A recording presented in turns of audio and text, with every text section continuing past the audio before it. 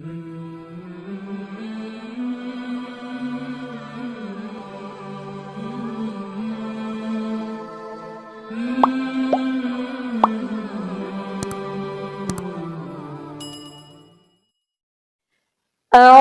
بالله من الشيطان الرجيم. بسم الله الرحمن الرحيم. إذا وقعت الواقعة ليس لوقعتها كاذبة خافضة رافعة. إذا رجت الأرض رجا وبست الجبال بسا فكانت هباء منبثا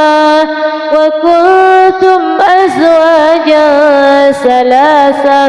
فأصحاب الميمنة ما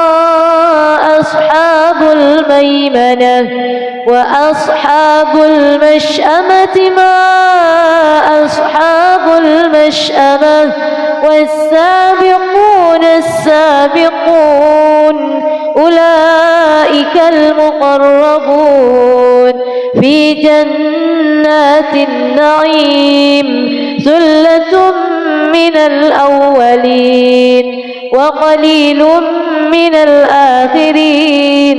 على سرر موضونة متكئين عليها متقابلين. يطوف عليهم ولدان مخلدون بأكواب وأباريق وكأس من معين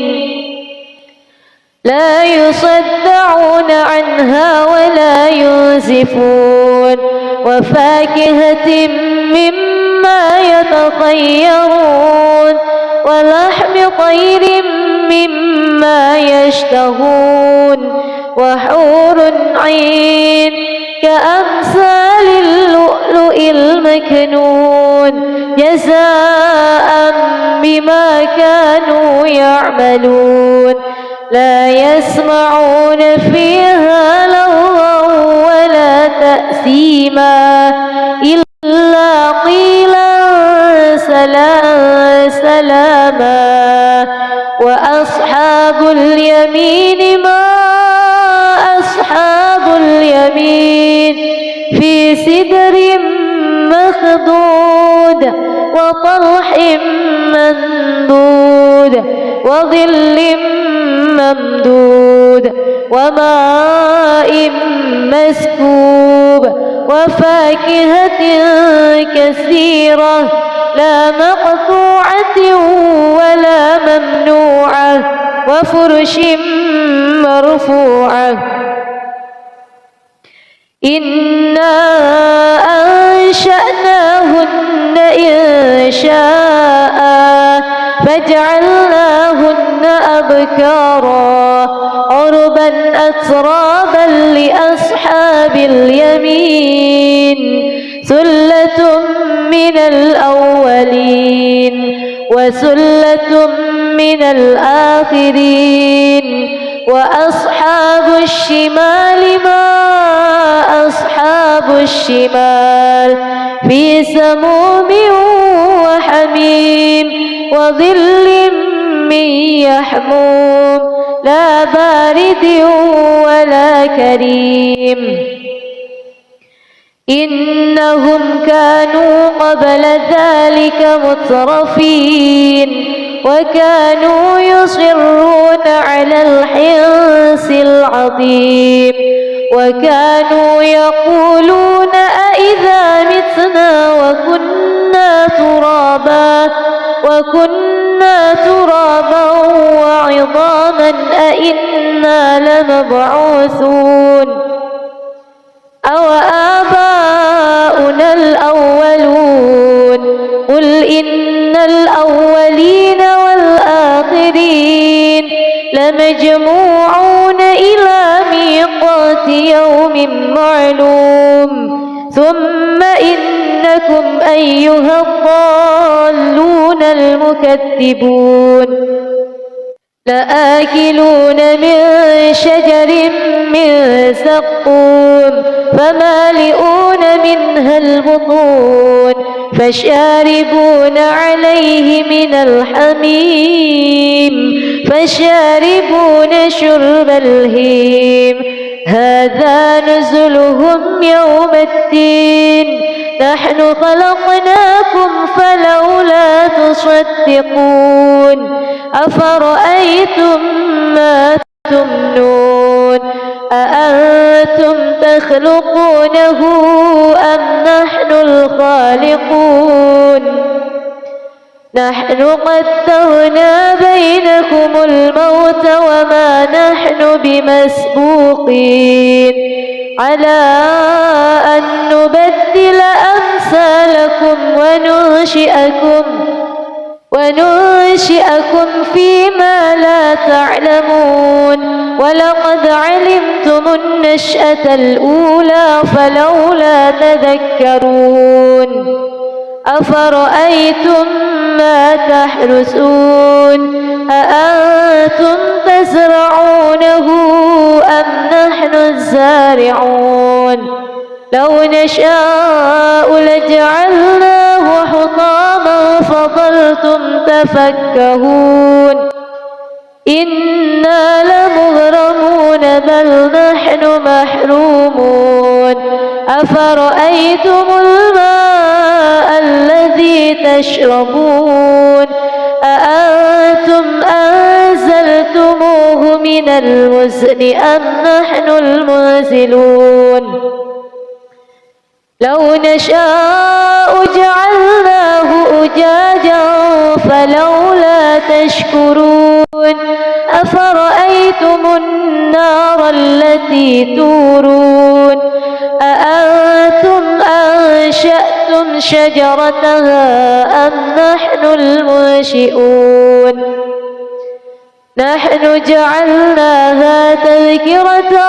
ومتاعا للمقوين فسبح باسم ربك العظيم فلا أقسم بمواقع النجوم وإنه لقسم لو تعلمون عظيم إنه لقرآن كريم في كتاب مكنون لا يمسه إلا المطهرون تنزيل من رب العالمين أفبهذا الحديث أنتم مدهنون وتجعلون رزقكم أنكم تكذبون فلولا إذا بلغت الحلقوم وأنتم حينئذ تنظرون ونحن أقرب إليه منكم ولكن لا تبصرون فلولا إن كنتم غير مدينين ترجعونها إن كنتم صادقين فأما إن كان من المقربين فروح وريحان وجنة نعيم وأما إن كان من أصحاب اليمين فسلام لك من أصحاب اليمين وأما إن كان من المكذبين الضالين فنزل من حميم وتصلية جحيم إن هذا لهو حق اليقين فسبح باسم ربك العظيم بسم الله الرحمن الرحيم ياسين والقرآن الحكيم إنك لمن المرسلين على صراط مستقيم تنزيل العزيز الرحيم لتنذر قوما ما أنذر آباؤهم فهم غافلون لقد حق القول على أكثرهم فهم لا يؤمنون إنا جعلنا في أعناقهم أغلالا فهي إلى الأذقان فهم مقمحون وجعلنا من بين أيديهم سدا ومن خلفهم سدا فأغشيناهم فهم لا يبصرون وسواء عليهم أأنذرتهم أم لم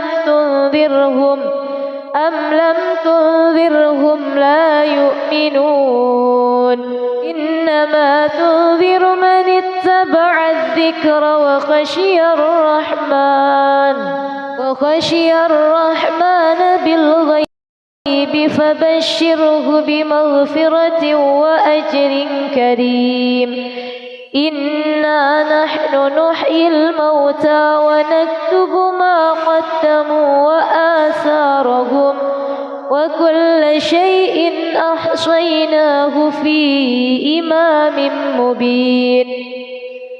واضرب لهم مثلا أصحاب القرية إذ جاءها المرسلون إذ أرسلنا إليهم اثنين فكذبوهما فعززنا بثالث فقالوا إنا إليكم مرسلون قالوا ما أنتم إلا بشر مثلنا وما أنزل الرحمن من شيء إن أنتم إلا تكذبون قالوا ربنا يعلم إنا إليكم لمرسلون وما علينا إلا البلاغ المبين قالوا إنا تطيرنا بكم لئن لم تنتهوا لنرجمنكم وليمسنكم منا عذاب أليم قالوا طائركم معكم أئن ذكرتم بل أنتم قوم مسرفون وجاء من أقصى المدينة رجل يسعى قال يا قوم اتبعوا المرسلين اتبعوا من لا يسألكم أجرا وهم مهتدون وما لي لا أعبد الذي فطرني وإليه ترجعون أأتخذ من دونه آلهة إن يردني الرحمن بضر لا تغن عني شفاعتهم شيئا ولا ينقذون إني إذا لفي ضلال مبين إني آمنت بربكم فاسمعون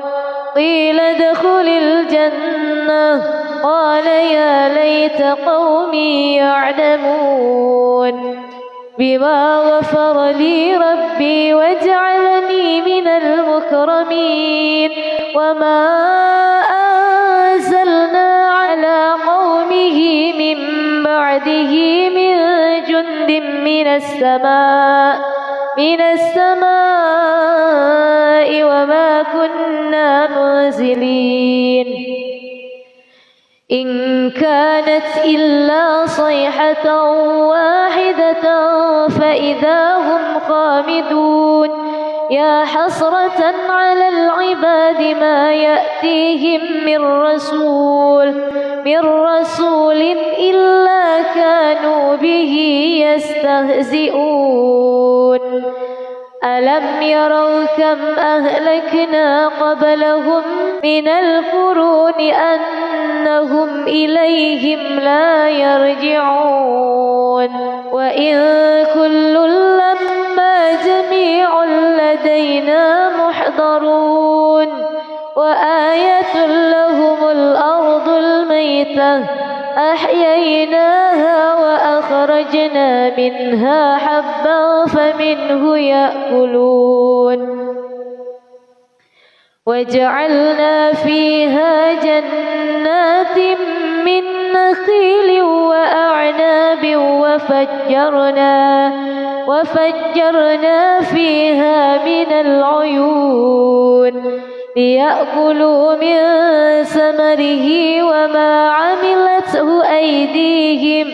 أفلا يشكرون سبحان الذي خلق الأزواج كلها مما تنبت الأرض ومن أنفسهم ومما لا يعلمون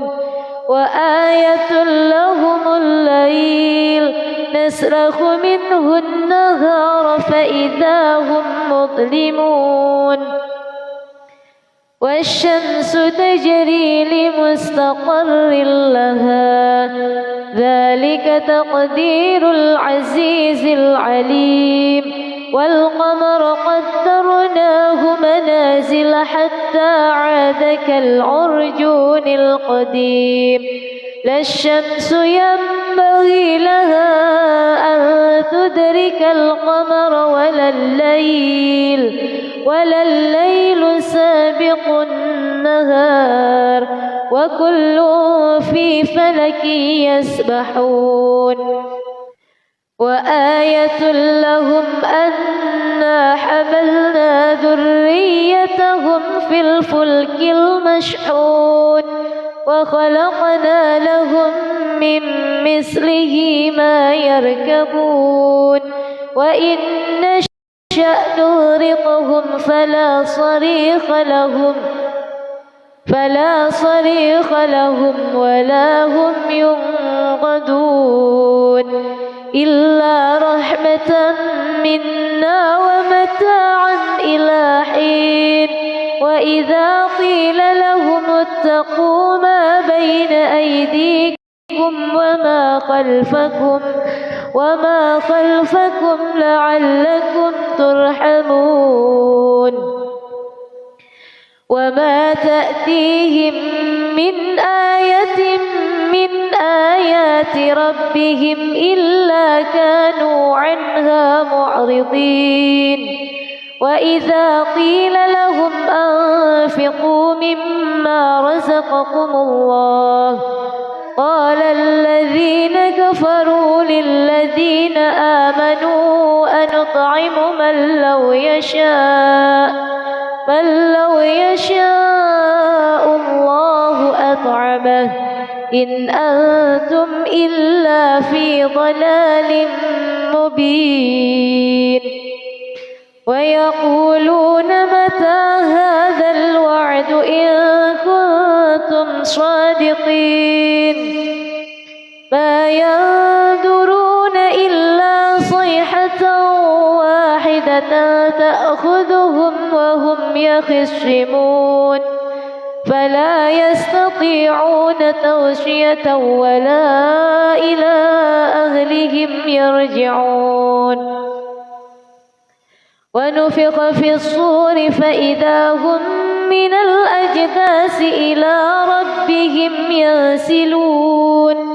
قالوا يا ويلنا من بعثنا من مرقدنا هذا ما وعد الرحمن وصدق المرسلون إن كانت إلا صيحة واحدة فإذا هم جميع لدينا محضرون فاليوم لا تظلم نفس شيئا ولا تجزون إلا ما كنتم تعملون إن أصحاب الجنة اليوم في شغل فاكهون هم وأزواجهم في ظلال على الأرائك متكئون لهم فيها فاكهة ولهم ما يدعون سلام قولا من رب رحيم وامتازوا اليوم أيها المجرمون ألم أعهد إليكم يا بني آدم ألا تعبدوا الشيطان إنه لكم عدو مبين وأن اعبدوني هذا صراط مستقيم ولقد أضل منكم جبلا كثيرا أفلم تكونوا تعقلون هذه جهنم التي كنتم توعدون اصلوها اليوم بما كنتم تكفرون اليوم نختم على أفواههم وتكلمنا أيديهم وتشهد أرجلهم بما كانوا يكسبون ولو نشاء لطمسنا على أعينهم فاستبقوا الصراط فأنى يبصرون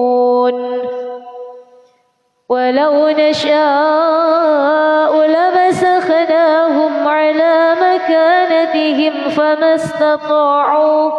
فما استطاعوا مضيا ولا يرجعون ومن نعمره ننكسه في الخلق أفلا يعقلون وما علمناه الشعر وما ينبغي له إن هو إلا ذكر وقرآن مبين لينذر من كان حيا ويحق القول على الكافرين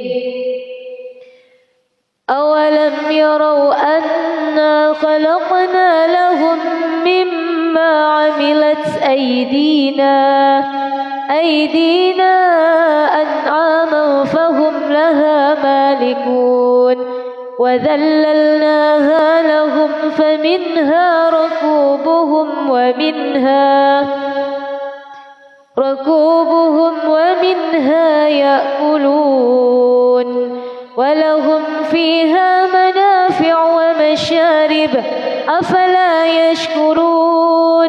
واتخذوا من دون الله آلهة لعلهم ينصرون لا يستطيعون نصرهم وهم لهم جند محضرون فلا يحزنك قولهم إنا نعلم ما يسرون وما يعلنون أولم ير الإنسان أنا خلقناه من نطفة فإذا هو خصيم مبين وضرب لنا مثلا ونسي خلقه قال من يحيي العظام وهي رميم قل يحييها الذي أنشأها أول مرة وهو خلق عليم الذي جعل لكم من الشجر الأخضر نارا فإذا أنتم منه توقدون أوليس الذي خلق السماوات والأرض بقادر على أن يخلق مثلهم بلى وهو الخلاق العليم إنما أمره إذا أراد شيئا أن يقول له كن فيكون فسبحان الذي بيده ملكوت كل شيء وإليه ترجعون بسم الله الرحمن الرحيم ألف لام را كتاب أنزلناه إليك لتخرج الناس من الظلمات إلى النور بإذن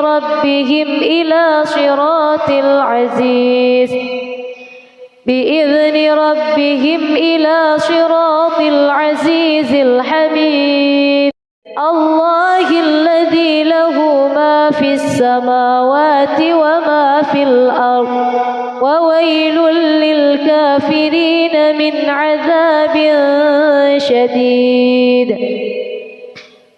الذين يستحبون الحياة الدنيا على الآخرة ويصدون عن سبيل الله ويبغونها عوجا أولئك في ضلال بعيد وما أرسلنا من رسول إلا بلسان قومه ليبين لهم فيضل الله من يشاء ويهدي من يشاء وهو العزيز الحكيم ولقد أرسلنا موسى بآياتنا أن أخرج قومك من الظلمات إلى النور وذكرهم بأيام الله إن في ذلك لآيات لكل صبار شكور وإذ قال موسى لقومه اذكروا نعمة الله عليكم إذ أنجاكم من آل فرعون يسومونكم سوء العذاب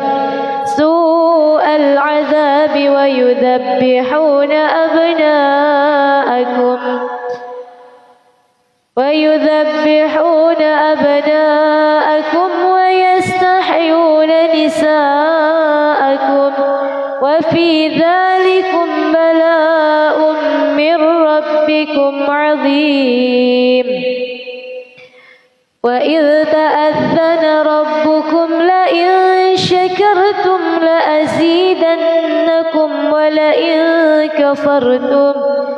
ولئن كفرتم إن عذابي لشديد وقال موسى إن تكفروا أنتم ومن في الأرض جميعا فإن الله لغني حميد ألم يأتكم نبأ الذين من قبلكم قوم نوح وعاد وثمود والذين من بعدهم لا يعلمهم إلا الله جاءتهم رسلهم بالبينات فردوا أيديهم في أفواههم وقالوا إنا إنا كفرنا بما أرسلتم به وإنا لفي شك مما تدعوننا إليه مريب. قالت رسلهم أفي الله شك فاطر السماوات والأرض يدعوكم ليغفر لكم من ذنوبكم ويؤخركم إلى أجل مسمى. قالوا إن أنتم إلا بشر مثلنا تريدون أن تصدونا عما كان يعبد آباؤنا فأتونا بسلطان مبين. قالت لهم رسلهم إن نحن إلا بشر مثلكم ولكن الله يمن على من يشاء من عباده وما كان لنا أن نأتيكم بسلطان إلا بإذن الله وعلى الله فليتوكل المؤمنون. وما لنا ألا نتوكل على الله وقد هدانا سبلنا ولنصبرن على ما آذيتمونا وعلى الله فليتوكل المتوكلون. وقال الذين كفروا لرسلهم لنخرجنكم من أرضنا أو لتعودن في ملتنا. فأوحى إليهم ربهم لنهلكن الظالمين ولنسكننكم الأرض من بعدهم ذلك لمن خاف مقامي وخاف وعيد. واستفتحوا وخاب كل جبار عنيد. من ورائه جهنم ويسقى من ماء صديد يتجرعه ولا يكاد يسيغه ويأتيه الموت من كل مكان وما هو بميت ومن ورائه عذاب غليظ. مثل الذين كفروا بربهم أعمالهم كرماد اشتدت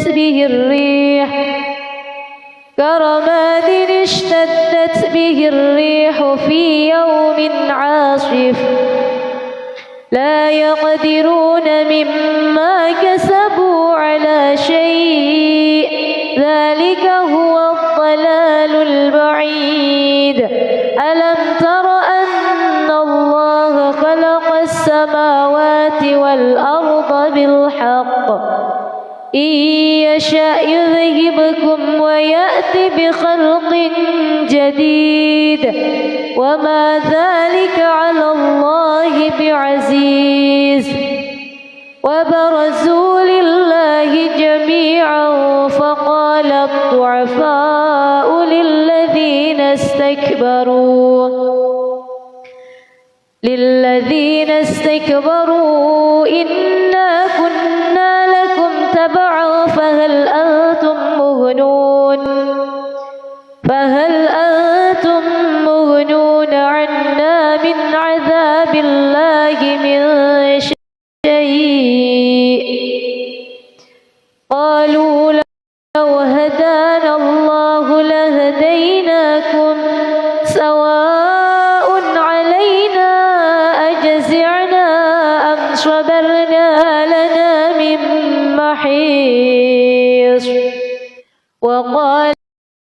الشيطان لما قضي الأمر إن الله وعدكم وعد الحق ووعدتكم فأخلفتكم وما كان لي عليكم من سلطان إلا أن دعوتكم فاستجبتم لي فلا تلوموني ولوموا أنفسكم ما أنا بمصرخكم وما أنتم بمصرخي إني كفرت بما أشركتمون من قبل إن الظالمين لهم عذاب أليم وأدخل الذين آمنوا وعملوا الصالحات جنات تجري من تحتها الأنهار خالدين فيها بإذن ربهم تحيتهم فيها سلام ألم تر كيف ضرب الله مثلا كلمة طيبة كشجرة طيبة أصلها ثابت وفرعها في السماء تؤتي أكلها كل حين بإذن ربها ويضرب الله الأمثال للناس لعلهم يتذكرون ومثل كلمة خبيثة كشجرة خبيثة اجتثت من فوق الأرض ما لها من قرار يثبت الله الذين آمنوا بالقول الثابت في الحياة الدنيا وفي الآخرة ويضل الله الظالمين ويفعل الله ما يشاء ألم تر إلى الذين بدلوا نعمة الله كفرا وأحلوا قومهم دار البوار جهنم يصلونها وبئس القرار وجعلوا لله أندادا ليضلوا عن سبيله قل تمتعوا فإن مصيركم إلى النار قل لعبادي الذين آمنوا يقيموا الصلاة وينفقوا مما رزقناهم سرا وعلانية من قبل أن يأتي يوم لا بيع فيه ولا خلال الله الذي خلق السماوات والأرض وأنزل من السماء ماء فأخرج به من الثمرات رزقا لكم وسخر لكم الفلك لتجري في البحر بأمره وسخر لكم الأنهار وسخر لكم الشمس والقمر دائبين وسخر لكم الليل والنهار وآتاكم من كل ما سألتموه وإن تعدوا نعمة الله لا تحصوها إن الإنسان لظلوم كفار وإذ قال إبراهيم رب اجعل هذا البلد آمنا واجنبني وبني أن نعبد الأصنام رب إنهن أضللن كثيرا من الناس فمن تبعني فإنه مني ومن عصاني فإنك غفور رحيم ربنا إني أسكنت من ذريتي بواد غير ذي زرع عند بيتك المحرم ربنا ليقيموا الصلاة فاجعل أفئدة من الناس تهوي إليهم ارزقهم من الثمرات لعلهم يشكرون ربنا إنك تعلم ما نخفي وما نعلن وما يخفى على الله من شيء في الأرض ولا في السماء الحمد لله الذي وهب لي على الكبر إسماعيل وإسحاق إن ربي لسميع الدعاء رب اجعلني مقيم الصلاة ومن ذريتي ربنا وتقبل دعاء ربنا اغفر لي ولوالدي وللمؤمنين يوم يقوم الحساب ولا تحسبن الله غافلا عما يعمل الظالمون إنما يؤخرهم ليوم تشخص فيه الأبصار مهطعين مقنعي رؤوسهم لا يرتد إليهم طرفهم وأفئدتهم هواء وأنذر الناس يوم يأتيهم العذاب فيقول الذين ظلموا ربنا أخرنا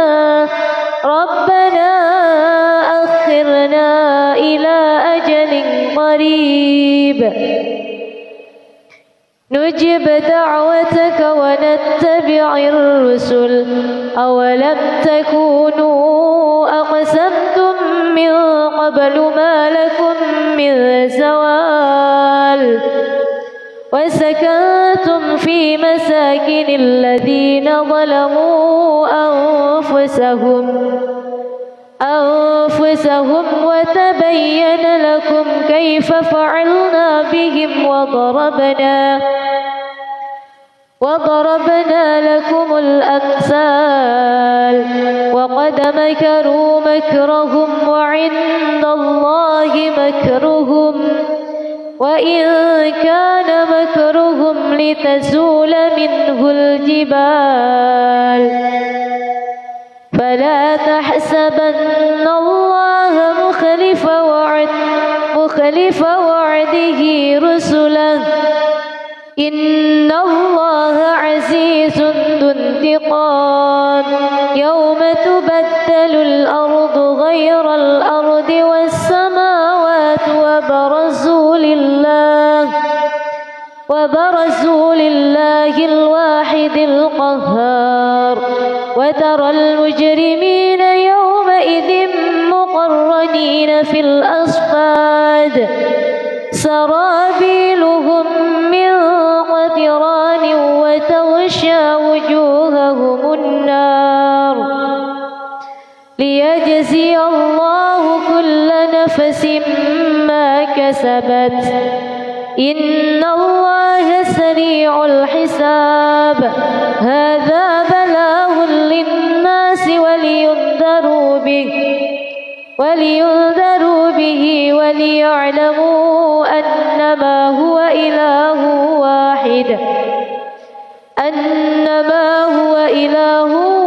واحد وليذكر أولو الألباب. بسم الله الرحمن الرحيم. الرحمن علم القرآن خلق الإنسان علمه البيان. الشمس والقمر بحسبان والنجم والشجر يسجدان والسماء رفعها ووضع الميزان ألا تطغوا في الميزان وأقيموا الوزن بالقسط ولا تخسروا الميزان والأرض وضعها للأنام فيها فاكهة والنخل ذات الأكمام والحب ذو العصف والريحان. فبأي آلاء ربكما تكذبان؟ خلق الإنسان من صلصال كالفخار وخلق الجان من مارج من نار.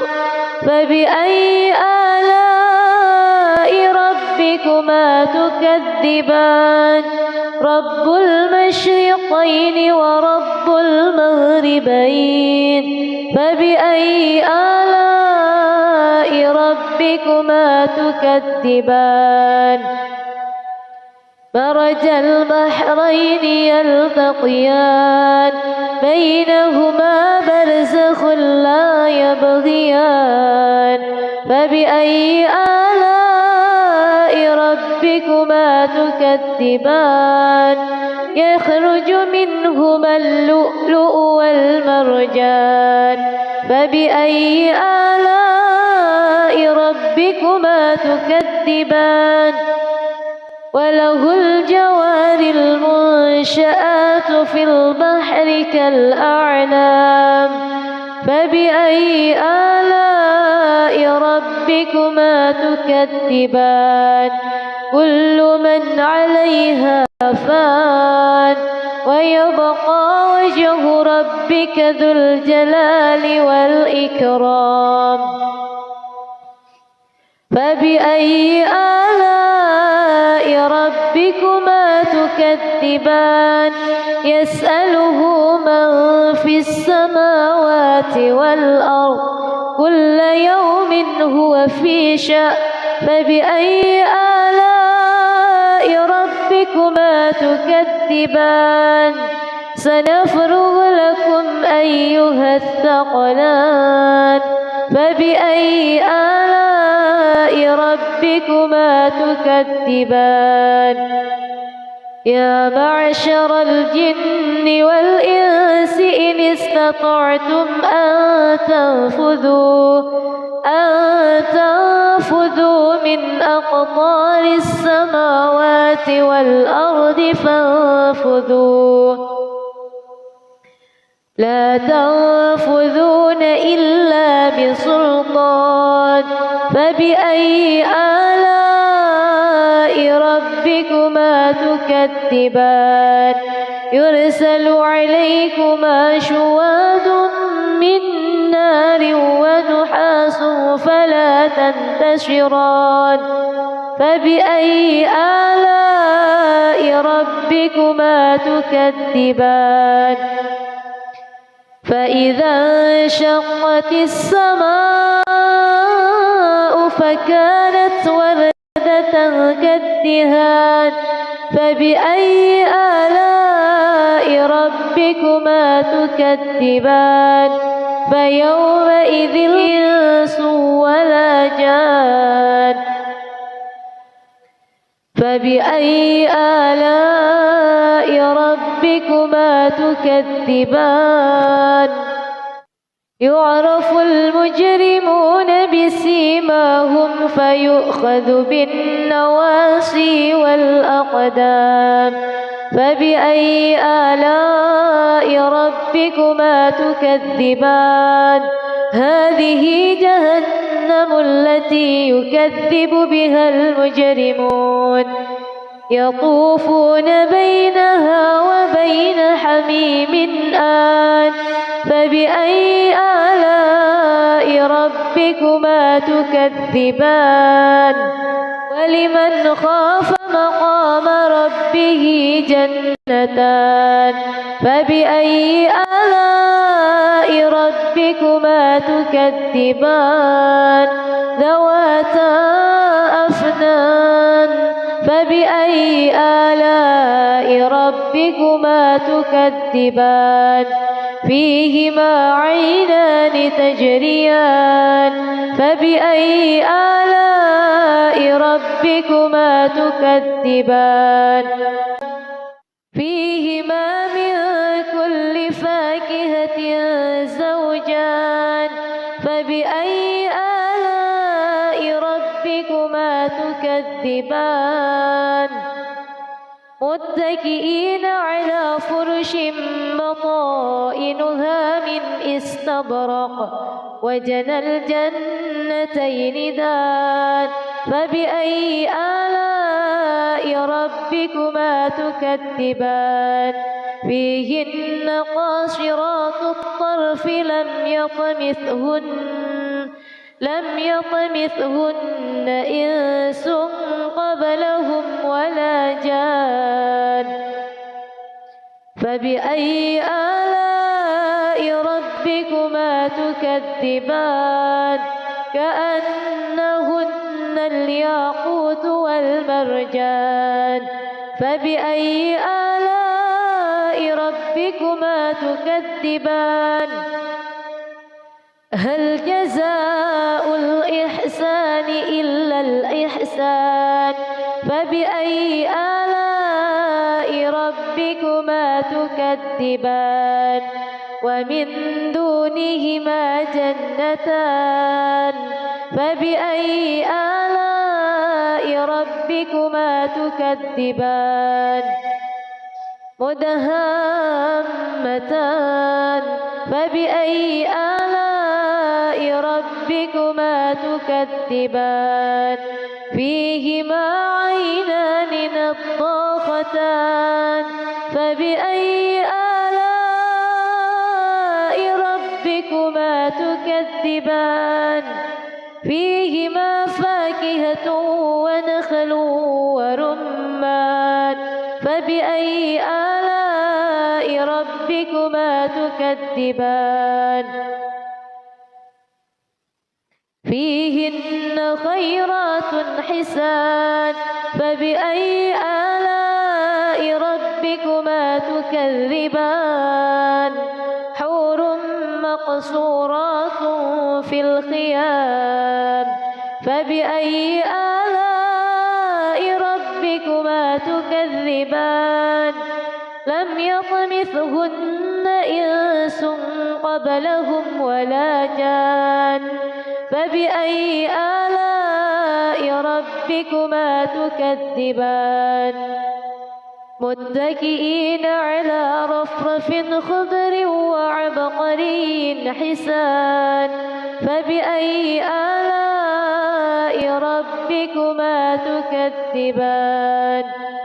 تبارك اسم ربك ذي الجلال والإكرام بسم الله الرحمن الرحيم يا أيها النبي إذا طلقتم النساء فطلقوهن لعدتهن وأحصوا العدة واتقوا الله ربكم لا تخرجوهن من بيوتهن ولا يخرجن إلا أن يأتين بفاحشة مبينة وتلك حدود الله ومن يتعد حدود الله فقد ظلم نفسه لا تدري لعل الله يحدث بعد ذلك أمرا فإذا بلغن أجلهن فأمسكوهن بمعروف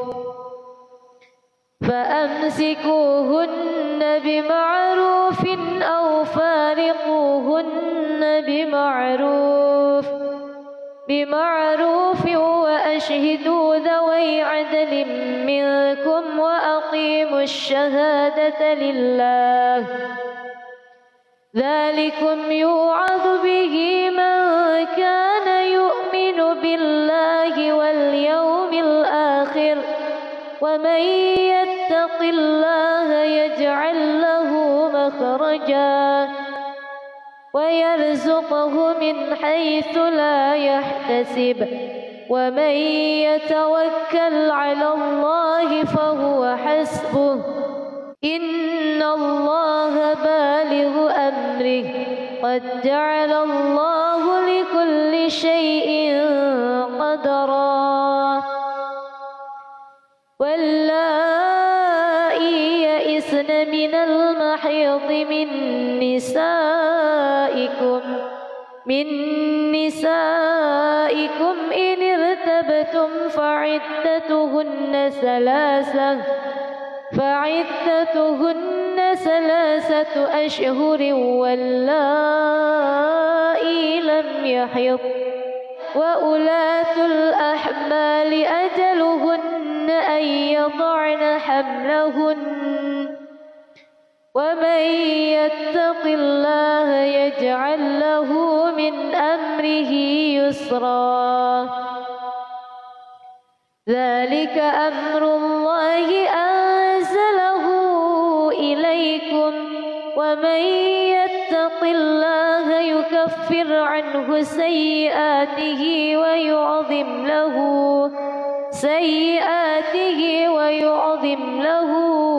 أجرا أسكنوهن من حيث سكنتم من وجدكم ولا تضاروهن لتضيقوا عليهن وإن كن أولات حمل فأنفقوا عليهن حتى يضعن حملهن فإن أرضعن لكم فآتوهن أجورهن وأتمروا بينكم بمعروف وإن تعاسرتم فسترضع له أخرى لينفق ذو سعة من سعته ومن قدر عليه رزقه فلينفق مما آتاه الله لا يكلف الله نفسا إلا ما أتاها سيجعل الله بعد عسر يسرا وكأين من قرية عتت عن أمر ربها ورسله فحاسبناها حسابا شديدا وعذبناها عذابا نكرا فذاقت وبال أمرها وكان عاقبة أمرها خسرا أعد الله لهم عذابا شديدا فاتقوا الله يا أولي الألباب الذين آمنوا قد أنزل الله إليكم ذكرا رسولا يتلو عليكم آيات الله مبينات ليخرج الذين آمنوا وعملوا الصالحات من الظلمات إلى النور ومن يؤمن بالله ويعمل صالحا يدخله جنات تجري من تحتها الأنهار خالدين فيها أبدا قد أحسن الله له رزقا الله الذي خلق 7 سماوات ومن الأرض مثلهن يتنزل الأمر بينهن لتعلموا أن الله على كل شيء قدير وأن الله قد أحاط بكل شيء علما.